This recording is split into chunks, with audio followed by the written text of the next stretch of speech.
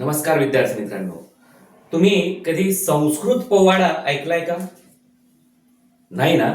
तर संस्कृत मध्ये देखील पोवाडा आहे आणि तो पोवाडा आहे आज जो आपण शिकणार आहोत.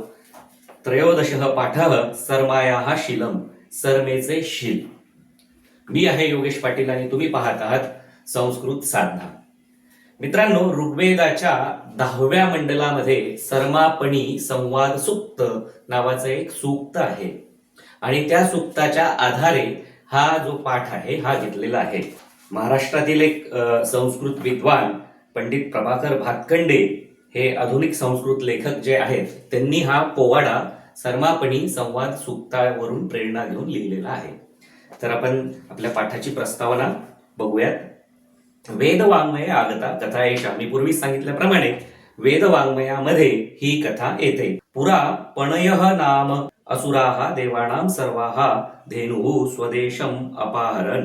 म्हणजे पूर्वी काय झालं की पणी नावाचे जे राक्षस होते, असुर होते, असुराः, त्यांनी देवानां म्हणजे देवांच्या षष्टी विभक्ती सगळ्या धेनू म्हणजे गायी त्यांचं अपहरण करून स्वतःच्या देशामध्ये स्वतःच्या जागेवरती नेऊन ठेवल्या. धेनूनाम अन्वेषणार्थम सुपर्णः इति देवानाम सेवकः गरुडः पणीनाम देशम गतः. मग ह्या धेनूनाम अन्वेषणार्थम, धेनूंच्या म्हणजे गायींच्या अन्वेषणार्थम म्हणजे शोधासाठी, सुपर्णः इति देवानाम सेवकः गरुड, सुपर्ण नावाचा देवांचा सेवक असलेला गरुड पणीनाम पणींच्या देशामध्ये गेला. तत्र पणीनाम उपहारैहि वशः गरुडः. तत्र म्हणजे त्या ठिकाणी पणींच्या उपहारांनी, म्हणजे बघा हा त्या काळातला भ्रष्टाचार, पणींनी त्याला वेगवेगळे उपहार देऊ केले, गिफ्ट्स देऊ केले आणि त्या गिफ्ट्सनी उपहारांनी वश झालेला तो गरुड धेनूनाम विषय न किमपि अकथयत. आणि त्यांनी परत येऊन धेनूंच्या विषयी कुठलीही माहिती देवांना दिली नाही. तेन अर्थात त्यानं काय केलं, तेन स्वामी द्रोह कृतः, त्यांनी स्वामी द्रोह केला म्हणजे त्यांनी फितुरी केली. स्वामी म्हणजे मालक, मालकासोबत त्यानं धोका केला. अतः देवैहि पुनः सरमा नाम शुनी प्रेषिता. आणि म्हणून देवांनी परत सरमा नावाची एक कुत्री पाठवली. शुनी म्हणजे कुत्री. निर्भयतया सुदूरम मार्गम अतिक्रम्य रसा नदीम उत्तीर्य सा पणीनाम देशम प्राप्ता. तिनं न घाबरता निर्भयतया सुदूरम मार्गम अतिशय दूरचा मार्ग पार करून, अतिक्रम्य रसा नदी उत्तीर्य, रसा नदीला पार करून, रसा नावाची एक नदी तिला रस्त्यामध्ये लागली होती, तिला पार करून ती पणीनाम देशम प्राप्ता, पणींच्या देशामध्ये पोहोचली. पणीभिः कृतम आतिथ्यम तया न स्वीकृतम. पणींनी जो प्रयोग गरुडा सोबत केला होता तोच प्रयोग म्हणजे लालच दाखवण्याचा त्यांनी ह्या शुनी सोबत देखील, कुत्री सोबत, सरमा सोबत देखील केला. परंतु तिनं त्यांच्या त्या कुठल्याही आतिथ्याचा स्वीकार केला नाही, तिनं कुठलेही गिफ्ट घेतले नाही. प्रतिनिवृत्य देवेभ्य सर्व वृत्तांतम अकथयत. आणि तिनं प्रतिनिवृत्य परत येऊन देवांना सगळा वृत्तांत सांगितला, कुठे गाई ठेवलेल्या आहेत काय वगैरे. तस्याः स्वामी भक्त्या प्रसन्नेन इंद्रेण तस्यैहि वरः प्रदत्तः गरुडाय च शापः. तस्याः म्हणजे तिच्या षष्टी विभक्ती. स्वामी भक्त्या प्रसन्नेन, स्वामी भक्तीने प्रसन्न होऊन इंद्राने तस्यै तिला वर दिला आणि गरुडाय च शापः, गरुडाला शाप दिला. कोणता गरुड? आधीचा, जो जाऊन त्यानं कुठलीही माहिती दिली नव्हती. स्वामी भक्ते हे कर्तव्य पालनस्य गौरव कथा नाम इदम पोवाडा इतम. स्वामी भक्ती आणि कर्तव्य पालनाची गौरव कथा म्हणजे हा पोवाडा होय. पुढे सांगतात, पोवाडा इति प्रसिद्ध महाराष्ट्रीय लोककला प्रकार. पोवाडा हा महाराष्ट्रातील प्रसिद्ध लोककला प्रकार आहे. वीररस प्रधानम इदम पोवाडा गीतम रचितम अस्ति. ह्या पोवाड्यामध्ये 9 रस असतात साहित्यामध्ये, त्यातला वीररस जो आहे तो प्रधान असतो पोवाड्यामध्ये. वीररस प्रधान असलेला हा पोवाडा रचितम अस्ति पंडित प्रभाकर भातखंडे इति आधुनिक संस्कृत लेखक वर्येण. आधुनिक काळातील संस्कृत लेखक पंडित प्रभाकर भातखंडे यांनी हा पोवाडा रचलेला आहे. आता आपण हा पोवाडा वाचूयात. त्याचा अर्थ समजून घेऊयात. शाहीर म्हणतात, सभायाम देवराज इंद्र चिंतयति कः प्रेषितव्यः. सभेमध्ये देवराज इंद्र विचार करतात, कोणाला पाठवावं. किंकरो नैकोपी दृष्टः यो भवेत् सदा स्वामिनिष्ठः. किंकरः म्हणजे किंकरः न एकोपी दृष्टः, एकही किंकर म्हणजे सेवक दिसत नाही. जो यो म्हणजे यह भवेत् सदा स्वामिनिष्ठ, जो नेहमी स्वामिनिष्ठ राहील असा. म्हणजे सभेमध्ये देवराज इंद्र विचार करतात. बाजूला जे चित्र दिलेले तुमच्या पाठ्यपुस्तकात त्यात दिसतोय, सिंहासनावर बसलेला इंद्र विचार करतोय की आता कुणाला पाठवावं आपण, की जो स्वामिनिष्ठ राहील. असं कुणीही जवळ दिसत नाहीये. गायक वृंद तदा, पोवाड्यामध्ये असतात ना झिलकरी असतात मागे, ते गायक वृंद बाकीचे मुख्य शाहिराच्या मागे, ते लगेच विचारत. तदा मग काय झालं. शाहीर सेवायाम तत्परा देवगण प्रिया नियुक्ता गोधन प्राप्त्यर्थम. सेवायाम तत्परा, सेवेला तत्पर असलेली, देवगण प्रिया, देवांना प्रिय असलेली, नियुक्ता गोधन प्राप्त्यर्थम, अशी म्हणजे जी सेवेला तत्पर आहे, देवांना प्रिय आहे, अशी गोधन परत मिळवण्याकरता नियुक्त केली गेली, तिची नियुक्ती झाली. अशी कोण, पुढच्या ओळीत सांगतात. मगवता आज्ञप्ता सरमा प्रस्थिता देवशुनी सरमा हे जी जी जी. आता हा पोवाड्यासारखा हा गायन प्रकार आहे. मगवता म्हणजे इंद्राने आज्ञप्ता, सर्मेला आज्ञा केली, आणि प्रस्थिता देवशुनी सरमा, देवांची पुत्री सरमा ही निघाली. कुठे निघाली, गायींना शोधण्याकरता. आपण प्रस्तावनेत पाहिलंच आहे. गायक वृंद, तीच ओळ गायक वृंद परत ती झील ओढतात की प्रस्थिता देवशुनी सरमा हे जी जी जी, निघाली देवशुनी सरमा. पुढे शाहीर म्हणतात, शाहीर तदा मार्गे दृष्टा तटरुहतरुपाटिनी रसा जलौघ समृद्ध्या पृथुल रभसा याती सरसा. तर पुढे मार्गामध्ये तिनं रसा नावाची नदी पाहिली. कशी आहे, तिचे 3 विशेषण ह्या ठिकाणी सांगितलेले आहेत. तटरोह तरुपाटिनी म्हणजे तटावर असलेले वेगवेगळे जे झाडं आहेत त्या झाडांना उन्मळून टाकणारी, उत्पाटन करणारी, जलौघ समृद्ध्या जिच्यामध्ये खूप वेगाने पाणी वाहत आहे अशी, पृथुल रभसा वेगाने पाणी वाहणारी अशी रसा नावाची नदी सर्मेने पाहिली. रसाम दृष्ट्वा सर्मया चिंतितम, त्या नदीला पाहून सरमा विचार करते. पुढे सरमा म्हणते, अवश्यम गच्छेयम नदी यदि भवेत अद्युसहा, मी नक्की जाईन जर ही सुसह्य झाली, ही नदी थोडी मला अनुकूल जर झाली, म्हणजे नदीचा प्रवाह शांत केला थोडासा, तर मी नक्की जाईन. अतस्ताम म्हणून याचे हम विनय वचसा नम्र शिरसा, मी हिची याचना करते. कशी याचना करते, विनय वचसा नम्र शिरसा, विनयपूर्वक आणि माझं शिर लावून मी हिची याचना करते. ह्या नदीची काय याचना करते, रसे, हे रसे, म्हणजे नदीचं नाव रसा आहे तर हे संबोधन रसे. कुरु कृपाम, माझ्यावरती कृपा कर. जलम तवेदम महागभीरम, तुझं हे जे पाणी आहे हे महागभीर आहे म्हणजे खूप खोल आहे. कुरुष्व गाधम, याला थोडस कमी खोल कर. बघा, गाधम असा शब्द कमी खोल किंवा उथळ ह्या करता आलेला आहे. गाधम म्हणजे अगाध असा शब्द तुम्ही ऐकला असेल की अगाध म्हणजे काय, ज्याचा थांग लागत नाही असा, आणि गाध म्हणजे ज्याचा थांग लागतो म्हणजे जे उथळ आहे. कुरुष्व गाधम येन तरेयम, म्हणजे हे थोडं उथळ कर जेणेकरून मी तरुण जाऊ शकेल. परंच तीरम अहम व्रजेयम, पुढच्या तीरावरती मी जाईन.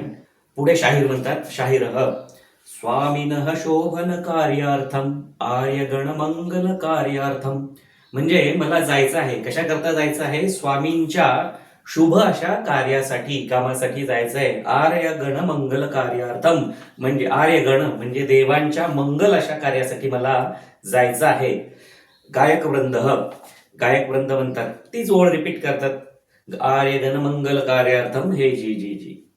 रसा उवाच, आता ही रसा नदी काय म्हणते, रसा म्हणते, अहम च श्रेष्ठा त्वं तु क्षुद्रा नहि त्वदर्थम जलप्रवाहम. अहम च श्रेष्ठा, मी श्रेष्ठ आहे. नदी काय म्हणते तिला, तिने नदीला विनंती केलेली आहे, तुझं पाणी जरा उथळ कर. आणि ही काय म्हणते नदी, ती म्हणते मी श्रेष्ठ आहे, तू तर क्षुद्र आहेस. त्वं तु क्षुद्रा नहि त्वदर्थम जलप्रवाहम करोमि अल्पम अपसर अपसर.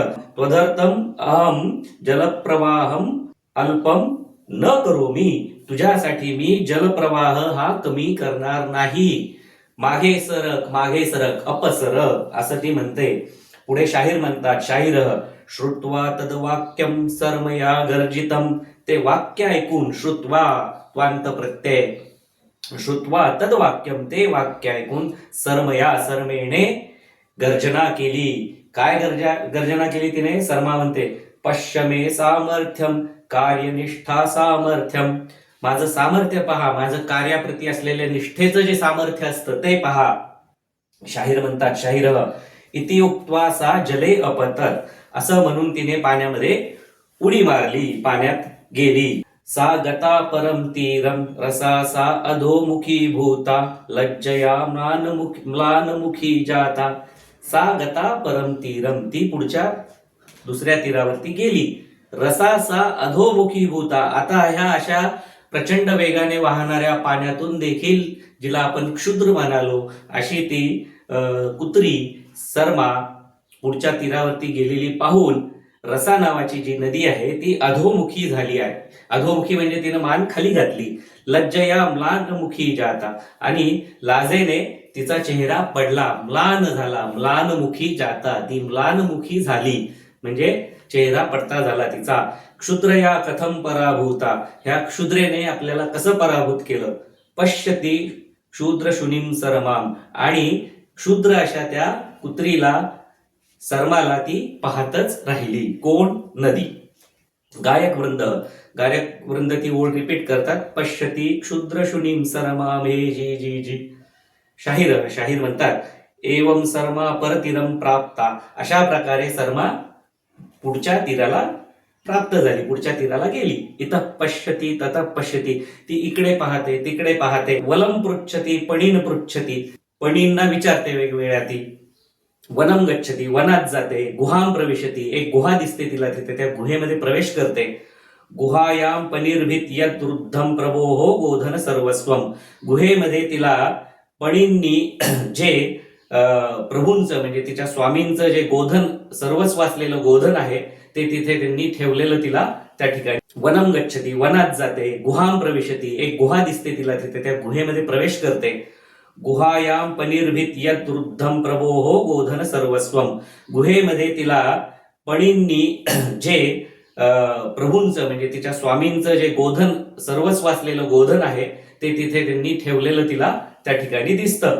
समाप्तम अन्वेषण कार्यम, म्हणजे अन्वेषण कार्य तिचं ह्या ठिकाणी संपतं, म्हणजे शोध कार्य संपतं.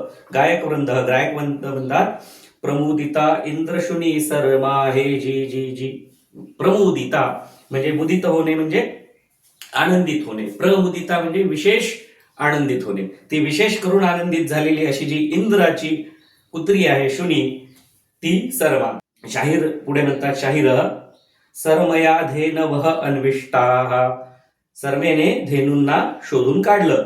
एताम वार्ताम इंद्रम वक्तुम प्रस्थिता सा. ही वार्ता इंद्राला सांगण्यासाठी ती निघाली. प्रस्थिता सा, ती. परमवलैहि सा अवरोधिता. पुढे ह्या पणींनी, राक्षसांनी तिला अडवलं. आणि ते काय म्हणतात, वलाहा, ते काय म्हणतात, हे सरमे अग सरमे, दुग्धम पिबतू दधी खादतू. आधीच्या ज्या गरुडाला पाठवलं होतं सुपर्ण नावाच्या, त्या गरुडाला जशी प्रलोभनं दाखवली होती तशी प्रलोभनं ते ह्या कुत्रीला दाखवतात. तिला म्हणतात, दुग्धम पिबतू, दूध पी. दधी खादतू, दही खा. घृतम पिबतू, घृत म्हणजे तूप पी. अत्र तिष्ठतू, इकडेच थांब. गोधनस्य भागम तुभ्यम तद्मह, गोधनातला काही भाग आम्ही तुला देतो. पण सरमा म्हणते, सेविका नाहम लोभस्य, सेविका नाहम मोहस्य, सेविका स्वामिनः इंद्रस्य. मी सेविका आहे पण मी लोभाची सेविका नाहीये, मी मोहाची सेविका नाहीये. मी कुणाची सेविका आहे? सेविका स्वामिनः इंद्रस्य, मी माझे स्वामी इंद्र यांची सेविका आहे. गायक वृंद सेविका स्वामिनः इंद्रस्य हे जी जी जी. शाहीर अंते पणीभिही सरमा निंदिता. आणि शेवटी हे पणी काय करतात, ती ऐकतच नाही म्हणल्यानंतर तिची निंदा करायला सुरुवात करतात, तिला चिडवतात. ते म्हणतात, वला हा एशा सरमा जारू खादती, एशा सरमा जारू खादती. ते म्हणतात, अरे ही सरमा, ही तर काहीतरी घाण खाते, ही वाईट अन्न खाते. पुढे शाहीर म्हणतात, सरमया किंचित तन्न श्रुतम. सरमेने ते काहीही ऐकलं नाही. तत् न श्रुतम, तन्न म्हणजे तत् न श्रुतम, ते ऐकलं नाही. अपिहितम दीर्घम कर्णद्वयम, तिचे दोन्ही कान लांब लांब, तिचे दोन्ही कान तिने अपिहितम बंद करून घेतले. वृत्तांतम वक्तुम गमनमारभे, हा वृत्तांत सांगण्याकरता तिनं गमन सुरू केलं, जायला सुरुवात केली. प्रस्थिता सत्यप्रिया सरमा, आणि सत्याची आवड असणारी सत्यप्रिया अशी ही सरमा निघाली. गायक वृंद प्रस्थिता देवशुनी सरमा हे जी जी जी, गायक मागून म्हणतात की देवशुनी सरमा ही निघाली. अशा पद्धतीने आपण हा सरमाया हा शीलम म्हणजे सरमेचे चारित्र्य हा पाठ त्रयोदश पाठ आपण शिकलेलो आहोत. विद्यार्थी मित्रांनो, तुम्हाला जर हा व्हिडिओ आवडला असेल तर नक्की लाईक करा, शेअर करा, सबस्क्राईब करा, आणि पुढच्या व्हिडिओमध्ये आपण ह्या पाठाचा भाषाभ्यास घेणार आहोत. धन्यवाद.